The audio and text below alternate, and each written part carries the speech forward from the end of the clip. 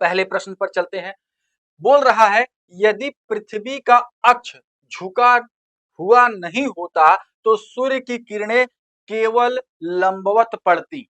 तो हम लोग जानते हैं ये हमारी जो पृथ्वी है, ये हमारी जो पृथ्वी है, ये पृथ्वी कैसी, हमारी पृथ्वी 23.5 डिग्री अंश पर झुकी हुई है। 23.5 डिग्री अंश पर झुकी हुई है, यानी कि इसका जो झुकाव है वो 23.5 डिग्री का है। ध्यान से समझेंगे, दिक्कत नहीं होगी। अब देखिए ये हमारी है कर्क रेखा, ये हमारा है विषुवत रेखा, ये हमारा है मकर रेखा।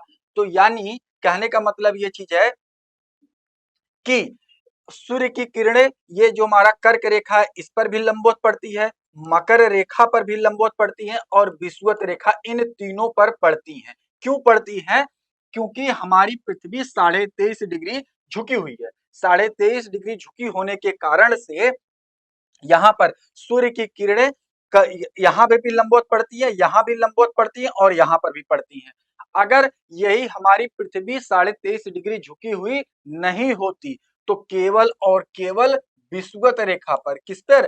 केवल विषुवत रेखा पर ही सूर्य की किरणें सीधी पड़ती, कर्क रेखा और मकर रेखा पर नहीं पड़ती।